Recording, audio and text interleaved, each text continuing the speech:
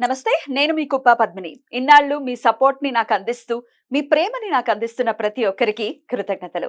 ఇప్పుడు చూడబోతున్న ఈ వీడియో కూడా ఖచ్చితంగా మీకు ఉపయోగపడుతుంది. లైక్, షేర్ అండ్ సబ్స్క్రైబ్ చేసి మీ ఇష్టాన్ని, అలాగే మీ సపోర్ట్‌ని నాకందించండి. అలాగే ఈ వీడియో పట్ల మీ అభిప్రాయాన్ని కామెంట్ సెక్షన్‌లో కామెంట్ చేసి నాకు తెలియజేయండి. నమస్తే.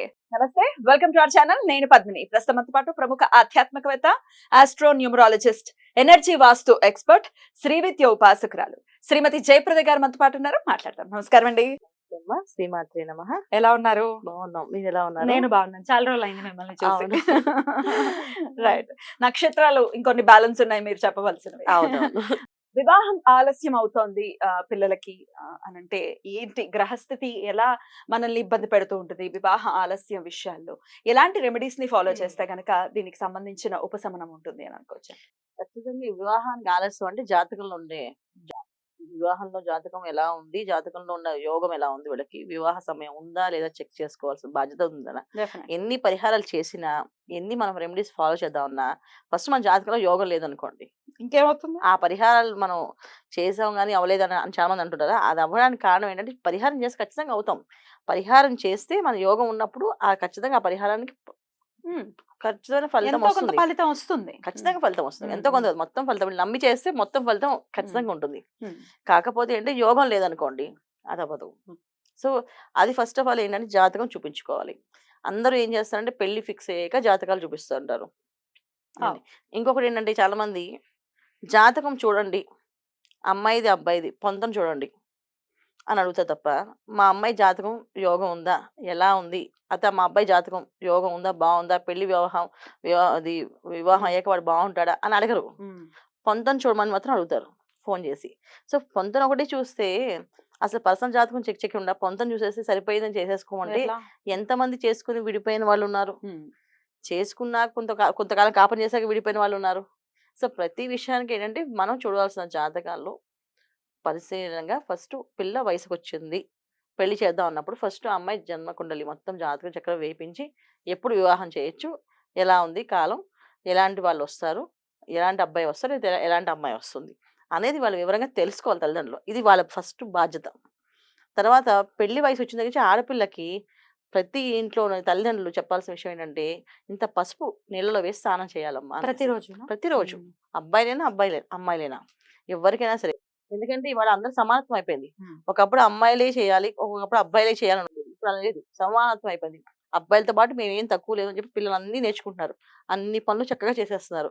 ఏంటి వాళ్ళతో పాటు ఫ్లైట్లు నడిపిస్తున్నారు. వాళ్ళతో పాటు అన్ని పనులు చేస్తున్నారు కదా! అవును. సో, అందుకని ఇప్పుడు అబ్బాయైనా, అమ్మాయైనా కావాల్సిందేంటంటే ప్రతి పెళ్లి వయసు రాగానే స్టార్ట్ అయిందంటే ఇంత చిటికెడు పసుపు నీళ్ళలో వేసుకొని స్నానం చేయాలి. బయటికి ఎక్కడికైనా వెళ్ళి ఏదైనా ఫంక్షన్స్‌కి వాటికి ఎటైనా బాగా తయారై వచ్చినప్పుడు ఇంటికి రాగానే దిష్టి తీపిచ్చుకోవాలి. కంపల్సరీ తీపిచ్చాలి. అబ్బాయి అయినా తీపిచ్చుకోవాలి, అమ్మాయి అయినా తీపిచ్చాలి. ఎందుకంటే ఈ అబ్బాయి పెళ్ళికి ఉన్నాడు అంటే 100 మంది చూస్తారు. బోల్డని కళ్ళు. ఆ! అమ్మాయి అయితే మరీను. చూస్తారు. అమ్మాయి అందంగా ఉంది, బావుంది. పెళ్లి చేసుకుందాం లేదా ముందు అమ్మాయిది బావుంది, అందంగా ఉంది. తర్వాత ఏ ఉద్యోగం చేస్తది? ఎంత సంపాదిస్తది? అబ్బో! సంపాదిస్తున్నారా? ఎంత సంపాదిస్తాడా? ఇంత మంచిగుందా? అని అంటే అది నెగెటివ్ ఎనర్జీ. సో, దిష్టి యాహ్! యాహ్! తగిలేస్తుంది. యాహ్! సో, ఖచ్చితంగా వీళ్ళు బయటికి ఎ ఎ ఎ అయ్యో! వెళ్ళాము అంటే ఖచ్చితంగా మనం దిష్టి తీయించుకోవాలి. ఇది అలవాటు చేసుకోవాలి. అది చిన్న పిల్లలు ఏంటమ్మా చేదస్తాం అని అనకూడదు. చిన్న పిల్లలు పెద్దవాళ్ళని కాదు. దిష్టి అనేది ఎవరికైనా దిష్టే. దిష్టే. అది నాకు దిష్టి తీయకూడదు, నీకు దీనికే దిష్టి పడుతుంది దిష్టి, దానికి పట్టదు అని లేదు. ఉండదు. కరెక్ట్. సో, మనం వెళ్ళే పద్ధతి, మనం మాట్లాడే విధానం బట్టి చాలామంది బాగా మాట్లాడతారు అని అంటే అది కూడా దిష్టే వాళ్ళకి. అప్పుడు వాళ్ళు వాక్కు పోయే అవకాశం ఉంటుంది. బాగా దిష్టి పడితే వాళ్ళు ఎక్కువ సరిగ్గా మాట్లాడలేకపోవచ్చు. అది కూడా ఇబ్బంది ఉంటుంది. అలాగే పెళ్లి విషయంలో పెళ్ళిడికి వచ్చామని చెప్పి ఎప్పుడైతే ప్రామగంట చేస్తామో ప్రతిరోజు వాళ్ళకి దిష్టి తీసేసి ఆ ఉప్పుని తీసుకొని నీళ్ళలో వేయాలి. మళ్ళీ అది ఉప్పు తీసుకొని మళ్ళీ కాలువలో అట్లా వేయకూడదు. ఉప్పు నీళ్ళలో వేసి ఆ నీళ్ళు కరిగిపోయిన తర్వాత ఆ నీళ్ళని మట్టిలో పోయాలి. మట్టిలో అంటే ఒక కుండీ పెట్టుకొని కుండీలో పోయాలి. మొక్కలో కాకుండా. మొక్కలో వేయకూడదు. మొక్కలో వేయకూడదు. ఎందుకంటే మొక్కలో వేయడం వల్ల మళ్ళీ ఆ నెగెటివ్ మొక్క తీసుకొని మళ్ళీ మొక్కకి ఏమవుతుంది కదా! కరెక్ట్. అందుకని ఓన్లీ మట్టి కుండీ, ఒక సెపరేట్ కుండీ ఒకటి పెట్టుకొని, అంటే ఇవాళ రోజు మనం అందరం ఉండేది అపార్ట్మెంట్స్. అవును. సో, అందుకని బయట పారేయడానికి బావుండదు. సో, ఒక మట్టి కుండీ సెపరేట్ పెట్టి ఒక బాల్కనీలో వారకి ఆ కుండీలో ఆ నీళ్లు పొద్దున్నే వెళ్ళి ఆ నీళ్లు పోసేయొచ్చు. ఈ విధంగా వీళ్ళు చేయాలి. తర్వాత గణపతి ఆరాధన చేయాలి. ప్రతి ఒక్కరు అబ్బాయి, అమ్మాయి వివాహానికి కాదు, ఏ విఘ్నమైనా అవ్వాలి, ఏ విఘ్నమైనా తొలగాలి అంటే మనకి కంపల్సరీ గణపతి ఆరాధన ఉండాలి అక్కడ. సో గణపతిని ఎక్కువ ఆరాధన చేసే అవకాశం వీళ్ళకి ఎప్పుడు గణపతి ఆలయానికి వెళ్ళాలి. ఇప్పుడు మనం తమిళనాడు వైపు వెళ్ళాం అనుకోండి, అడుగడుగున ఒక గణపతి ఆలయం ఉంటుంది. అసలు చూసారా మామూలుగా మీరు? కాదు. అవును. ప్రతి అడుగున గణపతి ఆలయం ఉంటుంది. అవును. అవును. సుబ్రహ్మణ్య స్వామి ఆలయం ఉంటుంది. మురుగా మురుగా ఆ! అంటూనే ఉంటారు. మురుగా అని అంటూ ఉంటారు కదా! సో ఎందుకు వాళ్ళు అంటే వాళ్ళకి ఆల్రెడీ వాళ్ళకి తెలుసు వాళ్ళకి. సో గణపతిని ఆరాధించాలి. ఏ పనైనా అవుతుంది ఫాస్ట్‌గా. సో గణపతి ఆరాధన వీళ్ళు బాగా నేర్చుకోవాలి. హ్మ్. హ్మ్. గణపతి శ్లోకాలు, గణపతి మంత్రాలు, గణపతి ఏమిటా చాలా మంది కీర్తనలు పాడతారు కదా హ్మ్. చక్కగా. హ్మ్. చాలా శ్రావ్యంగా బావుంటుంది. హ్మ్. అలాంటి కీర్తనలు వీళ్ళు హ్మ్. నేర్చుకొని వాళ్ళు నచ్చింది. హ్మ్. ఏదో ఒకటి పొద్దున్నే లేవగానే స్నానం ఆచరించి, హ్మ్. తర్వాత ఒక గణపతి ప్రార్థన చేసుకొని, హ్మ్. వాళ్ళకొచ్చిన శ్లోకమో, పాటో ఏదో ఒకటి ఆయన ముందు హ్మ్. పాడి, ఆయనకి కాస్త పూజ చేసి, ఆయనకి పండో, ఫలమో నైవేద్యం పెట్టాలి. హ్మ్. నైవేద్యం పెట్టి బయటికెళ్ళాలి. వాళ్ళు ఎక్కడైనా ఉండండి. హాస్టల్‌లో ఉంటున్నారు. తీసుకెళ్ళండి హాస్టల్‌లో చిన్న గణపతి విగ్రహం పెట్టుకోండి. లేకపోతే చిన్న చిన్న గణపతి ఫోటో పెట్టుకోండి. హ్మ్. ఆ గణపతి ముందు నించొని కాస్త ప్రార్థన చేసి పూజ చేయండి. ఎప్పుడైతే అలా చేస్తామో ఖచ్చితంగా వివాహాలు అవుతాయి. సకాలంలో అవుతాయి అన్ని పనులు. హ్మ్. అసలు అవ్వదు అనేదే ఉండదు. ఇవి చేయకపోవడం వల్ల ఈ నియమాలు పాటించకపోవడం వల్ల వివాహాలు ఆలస్యంగా అవుతున్నాయి. ఇది మెయిన్ ప్రాబ్లమ్. హ్మ్. ఇది పెద్దవాళ్ళు నేర్చుకోవాలి. పిల్లలకి నేర్పించాలి. హ్మ్. హ్మ్. ఎవరైతే ఈ వీడియో వింటారో వాళ్ళు ఖచ్చితంగా నేర్చుకొని వాళ్ళ పిల్లలకి చెప్పాల్సిందే. తప్పకుండా. ఇప్పుడు దాకా తప్పకుండా. మేము చేయలేదన్నట్టు చేయండి. హ్మ్. ఇక గ్రహస్థితి విషయం గురించి మాట్లాడుకున్నా, లేకపోతే నక్షత్రాల గురించి మాట్లాడుకున్నా, ఎవరికి ఈ వివాహంలో జాప్యం అవుతోంది అనంటే, ఏ నక్షత్రాల వాళ్ళకేమైనా ఉంటుందా? లేకపోతే గ్రహస్థితి ఎలాంటి రోల్‌ని ప్లే చేస్తుంది?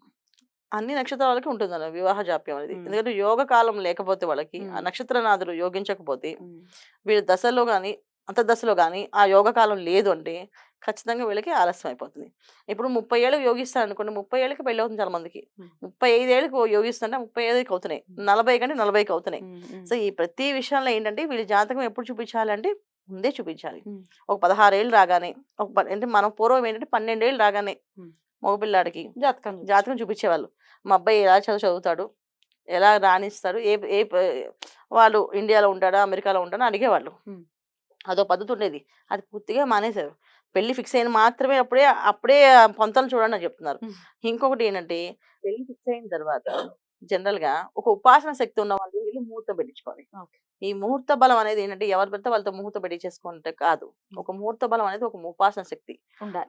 వాళ్ళకి ఒక ఉపాసన శక్తి ఉండి ఆ ముహూర్త బలంతో వాళ్ళతో పెట్టిస్తే ఆ వివాహం ఎటువంటి ఇబ్బందులు రాకుండా వివాహం అవుతుంది. ఆ విచ్ఛిన్నమవ్వకుండా. కాపురం చక్కగా హ్మ్. నిలబడుతుంది. హ్మ్. హ్మ్. ఇది హ్మ్. Main important. హ్మ్. తర్వాత పెళ్లిలో సత్ప్రవర్తన కలిగిన వాళ్ళు, హ్మ్. మంచి వాళ్ళు, మన కుటుంబంలో మడి ఆచారం పాటించే వాళ్ళు ఉన్నారంటే, హ్మ్. వాళ్ళు విస్తర వేసి వడ్డించాలి భోజనం. వడ్డించాలి. హ్మ్. ఇప్పుడు వాళ్ళు ఎవరు వడ్డించినా వడ్డించట్లేదు. హ్మ్. అదొక పెద్ద దోషం. హ్మ్. ఇప్పుడు వివాహాలయ్యి డివోర్స్ అవుతున్నాయి. మళ్ళీ రెండో వివాహానికి అవుతుంది. మళ్ళీ మూడో వివాహం అవుతున్నాయి. హ్మ్. హ్మ్. ఎందుకు రీజన్ అంటే అక్కడ అన్న సంతర్పణ అయినప్పుడు వాళ్ళ అమ్మాయి ఎంత బాగా మంచి ఫుడ్ పెట్టారు. ఎంత బాగా గౌరవించారు. ఎంత మర్యాద ఇచ్చారు. ఆ అనుకోవాలి గదా! పెళ్ళికెళ్తే వాళ్ళు ఎంత బాగా అవును. ఆహ్, రిసీవ్ రిసీవ్ చేసుకున్నారు. చేసుకున్నారు అనేసి. రిసీవింగ్ బావుంటుంది.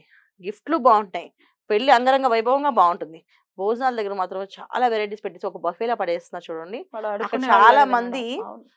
నచ్చట్లేదది. హ్మ్. పెద్దవాళ్ళకైతే అసలు ఏం తినాలో తెలీదు. అసలు హ్మ్. తెచ్చేవాళ్ళు ఉండరు. హ్మ్. పెళ్ళికి వచ్చి పెద్దవాళ్ళని ఆస్వాదించాలి. వాళ్ళ చేతులతో ఆస్వాదిస్తే ఆ కాపురం చల్లగా 100 ఏళ్ళు బతుకుతుందంట. సో, వాళ్ళకి ఏం తినాలో తెలియట్లేదు. సో, ఎవరు తెచ్చేవాళ్ళు ఉండరు. ఎవరు బిజీ వాళ్ళు ఎవరు పెట్టుకొని తినేసి వెళ్ళిపోతుంటారు. సో, అలా కాకుండా ఎవరైతే పెద్దవాళ్ళు ఉన్నారో వాళ్ళందరికి ఒక టేబుల్స్ వేసి, అందరిని కూర్చోబెట్టి వాళ్ళకొక అంటే ఇప్పుడు ఎలాగ క్యాటరింగ్ ఇంత డబ్బు ఖర్చు పెడుతున్నాం గదా! ఇంకొంత డబ్బు ఖర్చు పెట్టి, బాబు పెద్దవాళ్ళందరికీ భోజనాలు వడ్డించండి. వచ్చిన వాళ్ళ మర్యాదగా అడగండి. ఏం తింటారండి? ఏం వడ్డించమంటారు? ఏం పెట్టమంటారు? ఇక్కడ ఉన్నాయి. ఇవి ఐటెమ్స్ ఉన్నాయి అని చెప్పి వాళ్ళెంత ప్రేమగా చూసి రిసీవ్ చేసుకుంటారో వాళ్ళ పెళ్లి అంత బ్రహ్మాండంగా ఉంటుంది. అంత వాళ్ళ కాపురం అంత హాయిగా ఉంటుంది. హాయిగా ఉంది.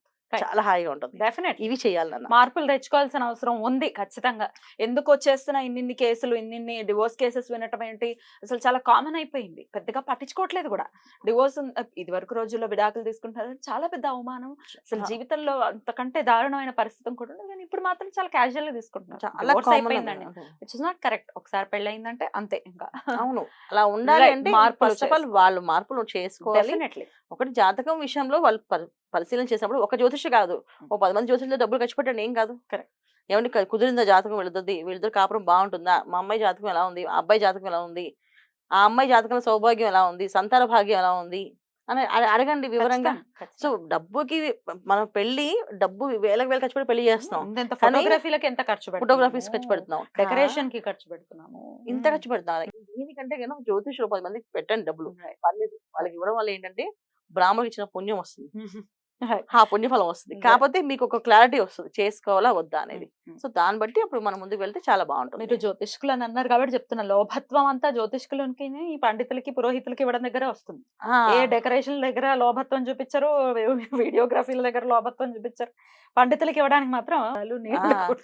ఎవరి మీద వేస్తున్నారు, దేనికి వేస్తున్నారు, ఎందుకు Exactly, వేసుకుంటున్నారు, exactly. ఇలాంటివన్నీ కూడా అంటే చేసుకోవచ్చు. సరదాలు ఆనందం, సరదాగా సరదాలు ఇవన్నీ చేసుకోవచ్చు. ఆనందాలు వాళ్ళ ఎవరి ఆనందం వాళ్ళది, ఎవరు నచ్చిన వాళ్ళు చేసుకోవచ్చు. పెళ్లి అనేది జీవితంలో ఒకసారి జరుగుతుంది, Correct. అది ఆనందంగా చేసుకోవచ్చు. Hmm. కానీ ఇవన్నీ చేసుకున్నప్పటికీ కూడా ఈ ఖర్చులో ఖర్చు ఇది కూడా చేయాలి. పద్ధతులను ఈ మర్చిపోకూడదు. పద్ధతుల్ని ఈ వ్యవహారాన్ని వాళ్ళు చూసుకోగలిగితే ఖచ్చితంగా ఆ కాపురం నిండు నూరేళ్ళు హాయిగా ఉంటుంది. Good. అన్ని ఫోటోగ్రాఫ్స్ పెట్టుకొని రేపు డివోర్స్ అయిపోయింది అనుకో, ఆ ఫోటోగ్రాఫ్స్ ఏం చేస్తారు? ఏం పని చేస్తాయి అవి? అది ఇబ్బంది. మార్పు రావాలి. మీరు మార్పు రావాలి, చక్కటి ఖచ్చితంగా. విషయాన్ని తెలియజేశారు, రెమెడీస్ ని కూడా తెలియజేశారు. డెఫినెట్ గా ఫాలో చేసుకుని వివాహంలో జాప్యం ఉన్న వాళ్ళందరూ కూడా వాటి నుంచి బయటపడాలని మనస్ఫూర్తిగా కోరుకుంటూ థ్యాంక్ యూ సో మచ్. నమస్తే. శ్రీమాత్రే నమః.